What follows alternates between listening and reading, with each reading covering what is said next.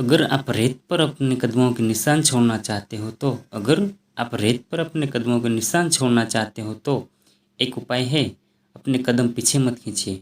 नमस्ते दोस्तों, फिर से एक बार स्वागत है आपका हमारे चैनल पर। आज हम पढ़ेंगे इस वीडियो में एडजेक्टिव यानी कि विशेषण। सबसे पहले हम देखेंगे एडजेक्टिव किसे कहते हैं और उसका यूज़ यानी कि प्रयोग कहाँ होता है, और एडजेक्टिव सीखने के लिए कौन सी बात याद रखनी चाहिए और कौन सा रूल्स या नियम को फॉलो करना चाहिए। ये सभी बातों पे हम आज इस वीडियो में चर्चा करेंगे। तो मेरी आपसे विनती है कि वीडियो एंड तक देखें, और अगर आप हमारे चैनल पर नहीं हो तो हमारे चैनल को सब्सक्राइब कीजिए, क्योंकि हम कोई भी नई वीडियो अपलोड करें तो आप तुरंत देख सकें, इंग्लिश की कोई वीडियो नेक्स्ट चैप्टर सीख सकें। तो चलो शुरू करते हैं। एडजेक्टिव यानी कि विशेषण। एडजेक्टिव किसे कहते हैं? संज्ञा की विशेषता बताने वाले शब्द को विशेषण कहते हैं।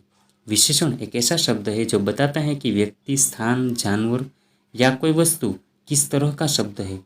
विशेषण आमतौर पर संज्ञा से पहले आता है क्योंकि वह संज्ञा से संबंधित होता है। देखते हैं कुछ एग्जाम्पल ताकि आपको समझने में आसानी रहे। राज इज ऑनेस्ट बॉय, राज प्रामाणिक लड़का है। ट्री इज ग्रीन, पेड़ हरा है। फ्रूट आर स्वीट, फल स्वादिष्ट हैं। तीनों एग्जाम्पल में देख लीजिए। राज कैसा है? ऑनेस्ट यानी प्रामाणिक, इसलिए एडजेक्टिव इज ऑनेस्ट। दूसरे वाक्य में पेड़ कैसा है? ग्रीन यानी कि हरा, इसलिए एडजेक्टिव इज ग्रीन। तीसरे वाक्य में फल कैसा है? स्वीट यानी कि एडजेक्टिव इज स्वीट। समझ में आई बात? संज्ञा यानी कि नाम की जो विशेषता बताइए उसे एडजेक्टिव यानी कि विशेषण कहते हैं। देखते हैं एडजेक्टिव के प्रकार के बारे में। एडजेक्टिव के 9 प्रकार है। कितने प्रकार हैं? 9। Adjective of quality, adjective of quantity, adjective of numbers, demonstrative adjective, distributive adjective, interrogative adjective, possessive adjective, emphasizing adjective and last exclamatory adjective. देखते हैं डिटेल में एक के बाद एक सभी प्रकार के बारे में। एडजेक्टिव ऑफ क्वालिटी यानी कि गुणवाचक विशेषण। वे शब्द जो संज्ञा के गुण या दशा दर्शाते हो उसे गुणवाचक विशेषण कहते हैं। कोई भी शब्द संज्ञा नाम की गुण या दशा दर्शाते हो उसे गुणवाचक विशेषण कहते हैं, यानी कि एडजेक्टिव ऑफ क्वालिटी कहते हैं। देखते हैं कुछ example. Kolkata is big city, Kolkata बड़ा शहर है। प्रकाश इज एन ऑनेस्ट बॉय, प्रकाश एक प्रामाणिक लड़का है। Suresh is a brave boy, Suresh एक बहादुर लड़का है। समझ में आई बात? तीनों एग्जाम्पल को पहले एग्जाम्पल में देखिए। कोलकाता कैसा शहर है? बड़ा, यानी कि एडजेक्टिव इज बिग। दूसरे एग्जाम्पल में देखिए, प्रकाश कैसा लड़का है? प्रामाणिक, इसलिए एडजेक्टिव इज ऑनेस्ट। तीसरे वाक्य में देखिए, सुरेश कैसा लड़का है? बहादुर, इसलिए एडजेक्टिव इज ब्रेव। समझ में एक बात? ये तीनों शब्द क्या है? संज्ञा के गुण यानी कि दशा दर्शाते हैं, इसलिए इसे कौन सा एडजेक्टिव कहते हैं? एडजेक्टिव ऑफ क्वालिटी यानी कि गुणवाचक विशेषण। देखते हैं दूसरे प्रकार के बारे में। एडजेक्टिव ऑफ क्वांटिटी यानी कि परिमाणवाचक विशेषण। वो पहले वाला कौन सा एडजेक्टिव था? Adjective of quality. ये कौन सा है? एडजेक्टिव ऑफ क्वांटिटी यानी कि परिमाणवाचक विशेषण।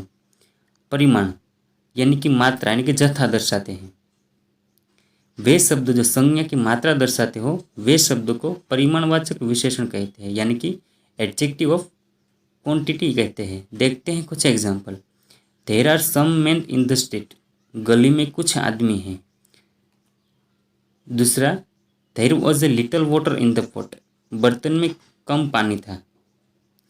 तीसरा, the whole sum was expended, सारा धन खर्च कर दिया। तीनों एग्जाम्पल में देखिए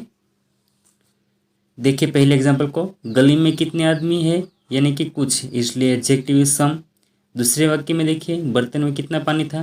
कम, यानी कि कम पानी था, इसलिए एडजेक्टिव इज लिटल। तीसरे वाक्य में देखिए, कितना धन खर्च कर दिया? सारा, इसलिए एडजेक्टिव इज वॉल। समझ में आई बात? जो भी शब्द मात्रा दर्शाते हो उसे परिमाणवाचक विशेषण यानी कि एडजेक्टिव ऑफ क्वांटिटी कहते हैं।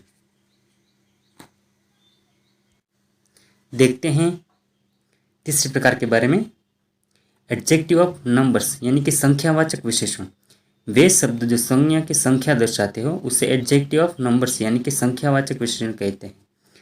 इस विशेषण का भी 2 प्रकार पड़ते हैं। कितने प्रकार है इसमें? 2। एक डिफिनिट न्यूमरल एडजेक्टिव और दूसरा है इनडिफिनिट न्यूमरल एडजेक्टिव। देखते हैं दोनों प्रकार के बारे में डिटेल में। डिफिनिट न्यूमरल एडजेक्टिव, निश्चित संख्यावाचक विशेषण।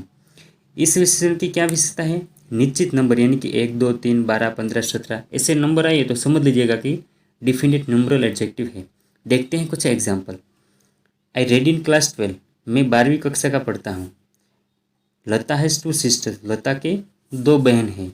समझ में ये बात? इसमें क्या है? नंबर्स 12 और 2 ऐसे नंबर की बात हो तो डेफिनेट न्यूमरल एडजेक्टिव है। देखते हैं दूसरे प्रकार के बारे में।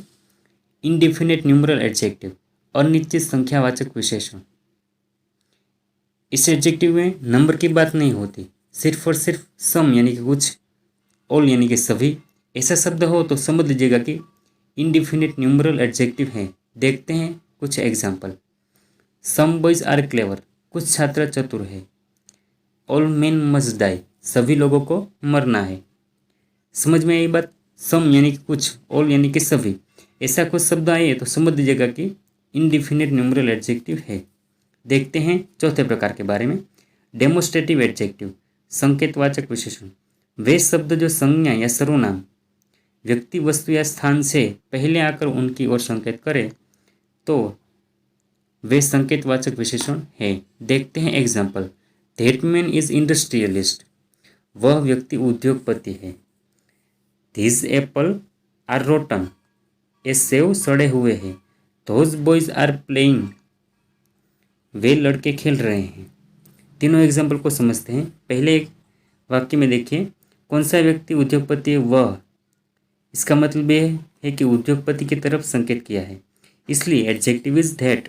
दूसरे वाक्य में देखिए, एप्पल की तरफ संकेत किया है और तीसरे वाक्य में लड़के की तरफ संकेत किया है, इसलिए किसी भी व्यक्ति, वस्तु हो या स्थान हो, उसके पहले आकर कुछ संकेत करे तो समझ लीजिएगा कि डेमोस्ट्रेटिव एडजेक्टिव है, यानी कि संकेतवाचक विशेषण है।